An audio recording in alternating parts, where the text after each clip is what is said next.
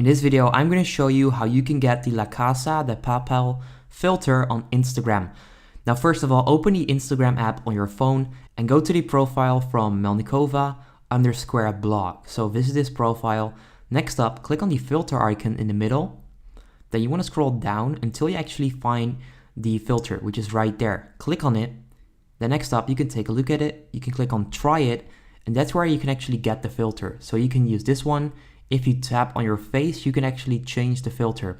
So right now I have the mask. I can click right there, and then I'm gonna get this one. Click once again, I'm gonna get the mustache. Now I want a filter. There we go. I want the mask. Then click on picture, and then you can actually go ahead and post this in your story yourself. And that's exactly how you can actually get the filter on Instagram. So if you enjoyed this, if this works, make sure you leave a like down below on this video. I would appreciate that. Comment down below that this works, and then I will hopefully see you in the next video. Peace out.